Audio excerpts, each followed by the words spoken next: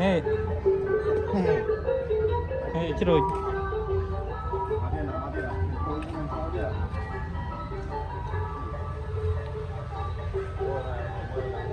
នេះវត្តនេះ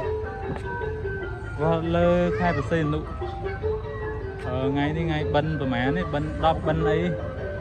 មកយកចង្ហាន់មកវត្តប្រគេនព្រះសង្ឃហើយមកថតលបងហើយលបងសនុកខំ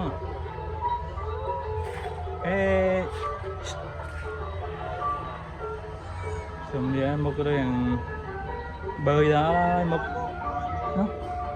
ដូចមកដូចបើដល់ហើយនេះកន្លែងដើមឈើធំពីរួមវត្តនេះទៅដល់ដើមឈើវត្តជុំវិញទីឋាន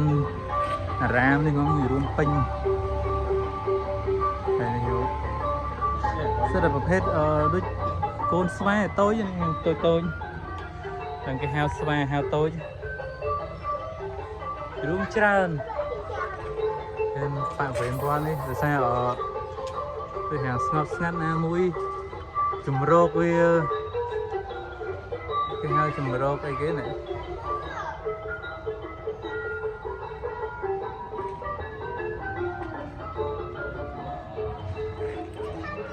មានជំរកមានអីនេះមានរូបនេះរូបសំណាក់តែស្អីក៏ស្រោចទឹកហេស្រោចទឹកស្រោចផ្កាអូហើយនេះគឺអ្នកប្រាំបនទៅហើយអ្នកប្រាំបន